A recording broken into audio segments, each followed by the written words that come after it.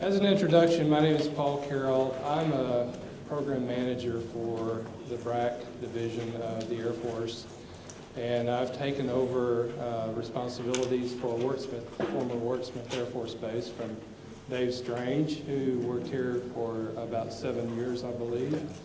And a lot of you, I think, are familiar with. So Dave is a hard act to follow. He was a good program manager, and he's enjoying retirement now. So okay, is that better? Sorry about that. Okay, an overview of what I'll be talking about tonight is we'll talk about objectives, the Air Force's approach, PFOS, PFOA timeline, somewhat like Christina covered. We'll talk about the Fire Training Area 2, groundwater mitigation system, the water well survey and the sampling that the Air Force did, the preliminary assessment and site inspection activities that we've done and results, and then we'll talk about the 2017 activities that we've got ongoing and planned. Lastly, we'll be talking about the Restoration Advisory Board, the RAB. This is what we normally call it, so you'll hear that word. We're pretty good at acronyms here, so yell at me and ask me what that acronym is, so I'll forget from time to time. And then we'll summarize what's going on. Okay. The objectives of the Air Force PFOS, PFOA program are to, number one, protect human health, also to respond to identified aqueous film-forming foam, AFFF areas, I won't say that other part again, with PFOS, PFOA releases or threatened releases by the Air Force. We identify PFOS, PFOA drinking water exposures above the EPA's health advisory levels, and we mitigate drinking water exposures above those levels. That's at 70 parts per trillion that we're talking about. We also fulfill our commitments under the CERCLA, Comprehensive Environmental Response, Compensation and Liability Act. So one thing I might mention, the question was raised a while ago about when the Air Force left. The Air Force hasn't left. The Air Force has been here since the base was announced for closure, and the Air Force will remain here until the cleanup is done. So we have managed this cleanup. We've worked closely with MDEQ. We've had a really good working relationship over the years with them, and we've gotten a lot of cleanup done. With this new PFOS, PFOA issue, we have a lot more work to do as well. Okay, the timeline is somewhat analogous to what Christina talked about. About 1970, the Air Force began using this AFFF. So it had been used throughout the base for various reasons: fire training, putting out fires, of course, and in various different places. And we'll show you some figures where we've investigated, where we've looked for this AFFF. In 2011 and 2012, MDEQ did samples for fish, and the Michigan Department of Human Health Services issued an advisory for the fish consumption. And you are all aware of that. In 2012 and 2013, the Air Force conducted fire training area site screening and delineation of PFOS and PFOA.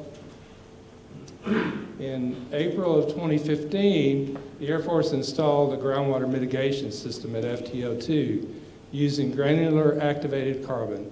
We put in these huge vessels, I think you probably had it described to you before, to treat this groundwater that's coming out that has the PFOS, PFOA in it, to remove that. And I'll show you a couple slides here in a minute showing how that works. In 2015 and 2016, the Air Force completed a preliminary assessment to identify additional areas with potential AFFF releases. And in 2016, we also completed a water well survey and did PFOS, PFOA sampling at area water wells. And then in 2016 and 2017, we completed the site inspection, which is that follow-on work that we did from the preliminary assessment, and I'll show you a figure on that too, to evaluate PFAS, PFOA presence, and we're completing a draft report. Okay, here's that fire training area mitigation system that was installed in 2015. This system consists of extraction wells across here.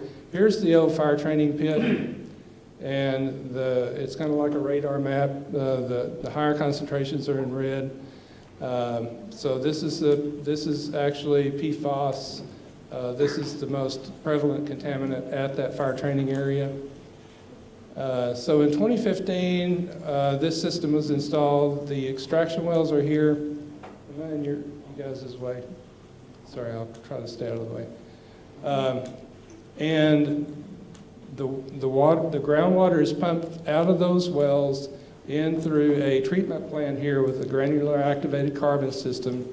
That PFAS and PFOA are removed, and the water is re-injected in these infiltration trenches that are hydraulically down gradient from where the water is taken out. So in 2015, we've got concentrations of 178,000 parts per trillion in some locations, 70,000, 50,000. And then I wanted to show you a comparison to about 1 year after the system was installed and started treating. So in 2015, these concentrations of 72,000 have gone down to about 9,000, 71,000 to 44,000, 50,000 to 7,100. Some examples of showing some progress that we've been making to clean up these contaminants from that fire training area. So as you remember, this is Clark's Marsh. This system was installed to prevent that migration of PFAS, PFOA into Clark's Marsh, and to start the remediation to clean up the groundwater and ultimately to reduce those levels in Clark's Marsh and then down gradient in the Au Sable River. Okay, in 2015 and 2016, the Air Force surveyed and sampled 54 private and 2 public wells with potential PFAS, PFOA impacts. Of those 54 private wells sampled, let's see, only one of those 54 private wells sampled exceeded the EPA's health advisory level of 70 parts per trillion. So the Air Force immediately connected the well to the municipal water supply. And there were also 2 public wells adjacent to the base at Whispering Woods Trailer Park that were sampled. And those wells were, although they had PFAS concentrations, they were well below the EPA's health advisory levels. And this hatched area is the water well survey area that the Air Force has sampled. Okay, go ahead. Results of the preliminary assessment and site inspection activities that we've done. The preliminary assessment identified 17 areas that indicated that there may be AFFF releases. And those releases are from several different sources, and I'll show you a figure here in a second. We conducted a site inspection in 2016 for presence or absence of those PFAS and PFOA that are above the HA levels. And we also confirmed AFFF releases at 13 of those 16 locations, or 17 locations. So the site inspection draft report will be submitted to the regulators in a couple of weeks. All right. So here are all those locations where we determined the need to go look for AFFF because of various uses, including the fire trucks doing testing, the fire training area, which is right in this area, several sewage lagoons, a KC-135 crash, areas where the Air Force spread sewage sludge on different areas of the base, former base. There was a hangar that had a release of AFFF from a fire system that got out onto the ground. Several locations like that. So in all, there were 17 of these areas that we looked at. And 2017 activities that the Air Force plans to do here, and some of these we are already doing. One is we're going to resample the private and public wells that we sampled last year. We want to evaluate seasonal variations. We want to go in June of this year and look at these wells again to determine whether the higher pumping rates from the summer season have an effect on the PFOS and PFOS, PFOA in your wells. Another thing that we're doing is we're installing a granular activated carbon system to treat PFOS, PFOA effluent from 2 of our pump and treat systems. These pump and treat systems are the Arrow Street and Benzene Plant pump and treat system. Those, we already know, discharge significant levels of PFOS and PFOA into Van Etten Creek from just the process of pumping and discharging that water. So we've worked closely with MDEQ to plan for installation of this new system that will treat that PFOS and PFOA prior to that being discharged. That is a state regulatory requirement, the discharge is. We plan to award that contract in September of 2017. And the other pretty big project that we've got coming up, and it's about to be awarded, is to initiate a focused remedial investigation. We're going to look for PFOS, PFOA nature and extent in groundwater with potential pathways to drinking water sources. We plan to initiate that field work by August of this year. And that's to, the priority is to, I guess you can go to the next figure, it's a map. These areas, which are several of the areas that we showed in this previous figure, these are areas where significant levels of PFOS and PFOA have been found, and these are immediately up gradient from a lot of drinking water sources, as you all know. So that's our first priority, and to ensure that we're looking at these areas that people are drinking the water immediately down gradient from. So we'll be doing a focused remedial investigation. It's not just limited to these purple areas. It pretty much covers the entire area between these areas as well as some up gradient. I don't know if you can see on this figure, there's some really light green areas. These light green areas show where the water flows to our pump and treat systems that are already in place. In addition to what we are already treating, we're going to look and make sure that we have good capture of these PFOS, PFOA areas and determine where our systems aren't capturing that already. And another thing that we're doing is we're doing vertical aquifer sampling. This aquifer, as you've been told and as you probably have been well educated on, is pretty thick, and some of the drinking water wells are shallower, and some of them are set deep, and we don't know where all those are set. We're going to do vertical aquifer sampling to sample in several different vertical locations within the aquifer to determine where the PFOS and PFOA may have migrated to.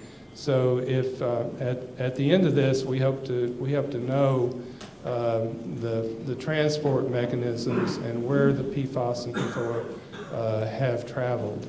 That'll give us an indication, it'll give us the tools to decide whether or not we need to mitigate areas that are migrating to drinking water sources. Okay. The Restoration Advisory Board had been in place here at Wordsmith until 2004. Is that right, Paul Rukowski? So it operated for about 10 years, talking about the Air Force's cleanup. So there's been a lot of requests in the community to reinstate that RAB. We've initiated that process. Our PA folks are here tonight and can and will answer any questions you may have about that specifically. But as far as the RAB is concerned, what a RAB does, it provides community involvement opportunities during the environmental restoration process.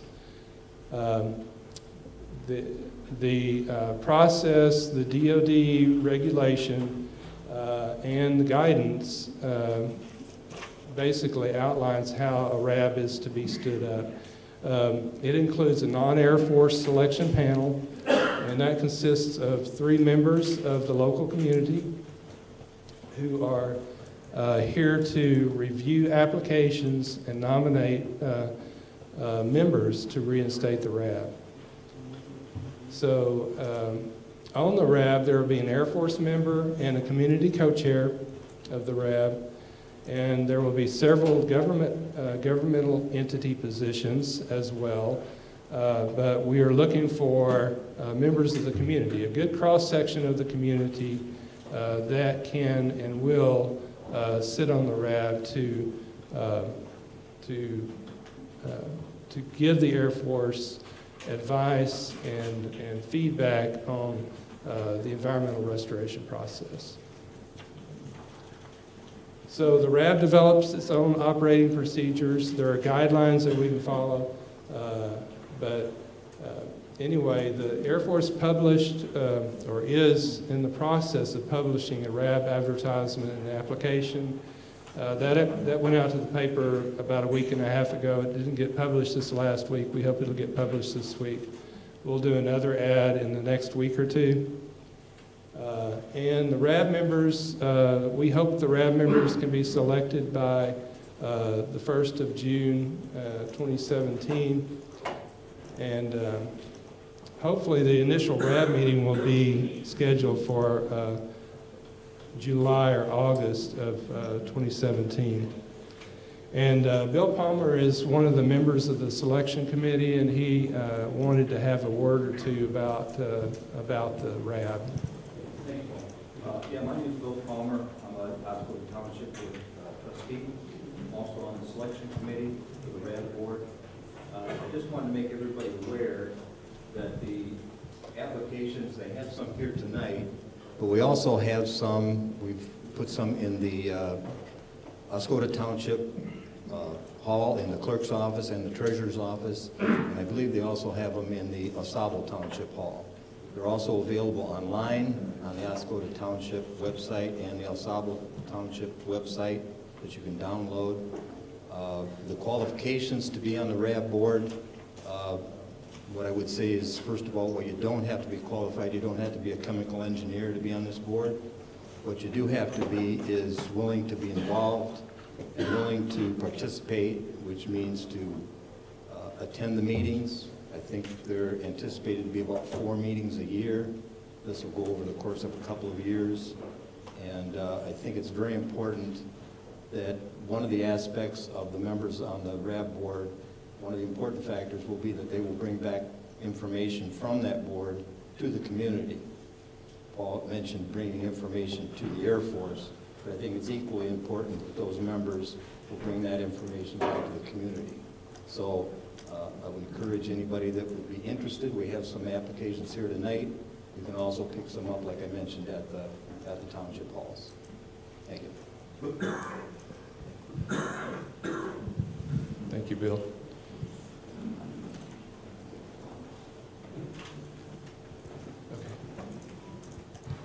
So in summary, the Air Force complies with CERCLA and applicable state laws for statutory direction when responding to releases of hazardous substances pollutants or contaminants. We take immediate action where drinking water wells are impacted with PFAS, PFOA over the EPA's health advisory levels. We are mitigating PFAS, PFOA discharges from existing treatment systems, and we are also moving forward on a focused remedial investigation.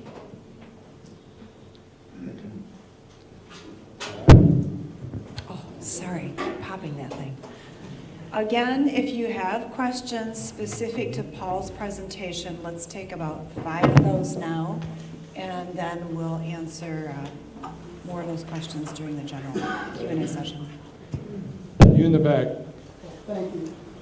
You talked about the containment system that you've got to treat the water, but I still, in several meetings, haven't heard anything about treating the source. Is the ground the source? Is that where the contaminants lie? And is there any plans on, removing the soil or to get rid of the source that's keeping the water?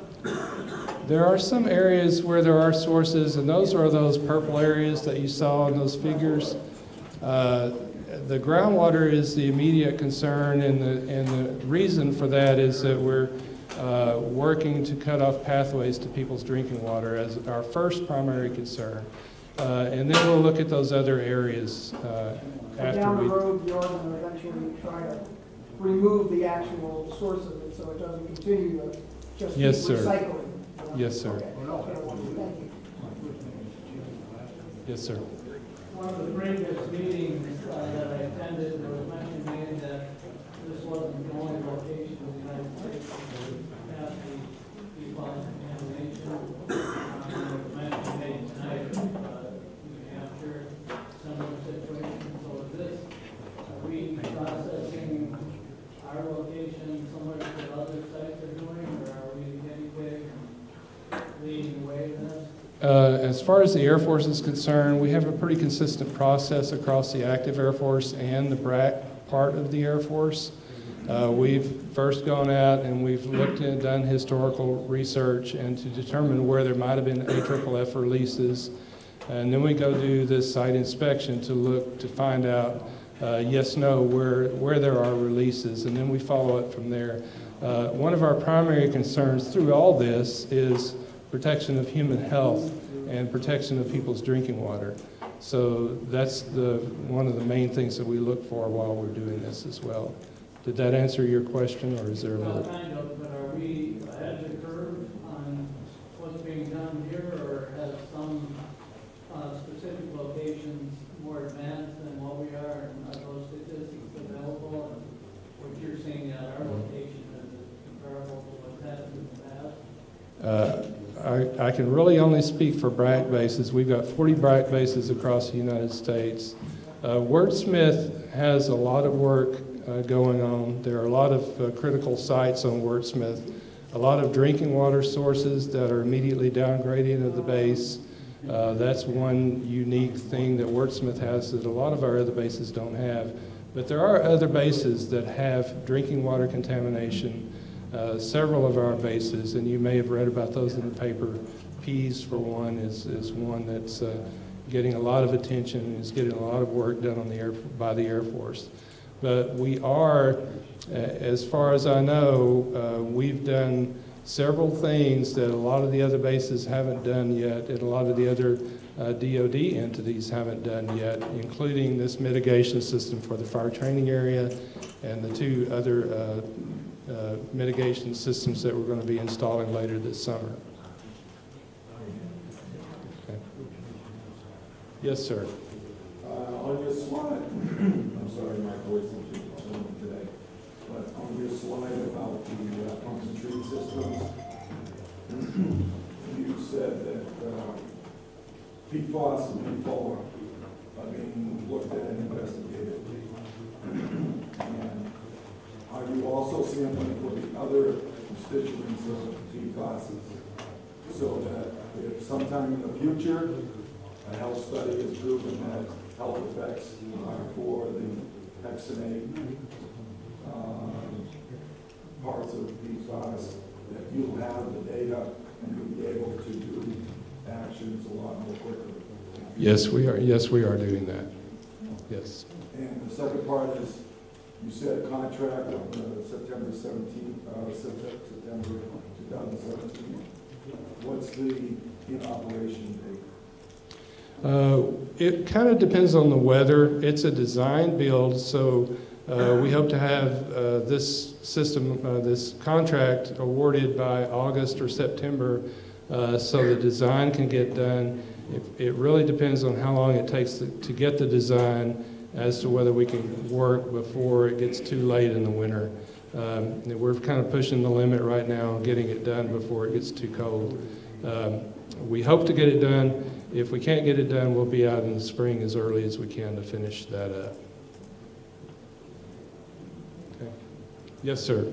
I understand with the foam agent that was used, that kind of thing, but my question is, I thought I heard a couple times about being used in the petroleum industry. Is that correct too, or not?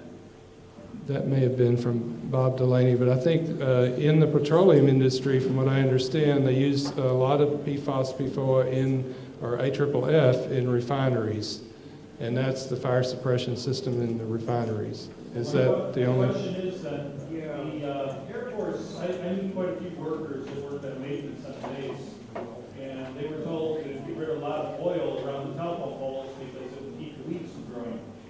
And I was wondering if the oil is contaminated, then that would be another source that we're looking at also. Go ahead. There's a lot of work being done right now to understand the uses when they came into effect. You all remember, most of the guys, maybe Slick 50, when that came out. It was a Teflon-based additive to oil. I think many of the new synthetic oils have these contaminants or these chemicals in them to improve the lubrication effect. So I imagine, I don't think in '93 there was a lot of that going on yet. I can't remember when synthetic oils became big with regard to that. Hydraulic fluids for planes and stuff, that could have been in use at that time. So if they're pouring out hydraulic fluids, that could have been an issue.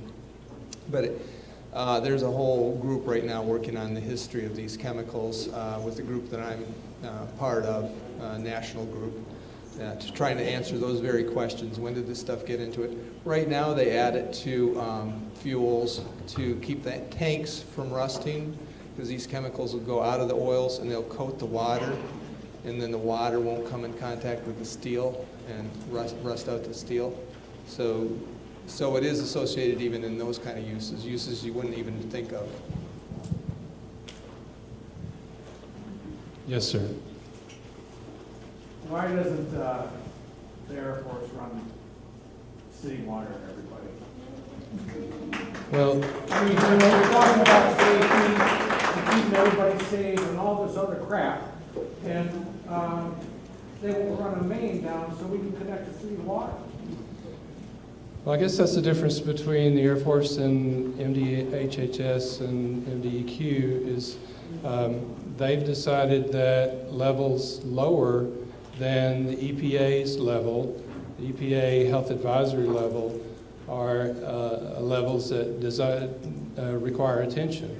The Air Force is relying on EPA's health advisory levels to help us to make those decisions about what needs to be addressed and what doesn't. And to date, only one well that we've sampled off base has been over that EPA health advisory level. That's just the EPA saying, giving it a number. Yeah, but nobody said Saying safe. what's going to hurt us, you know. Nobody can tell us how much it's going to hurt us. Nobody. She said that. And so, since it's there, and you put it there, I think you should have the obligation to run. They are emerging contaminants, and the science is developing on the health effects. So while this is happening, the health advisory level is out there. That's a level we can take action to protect people from drinking if we sample a well and that well is over that health advisory level.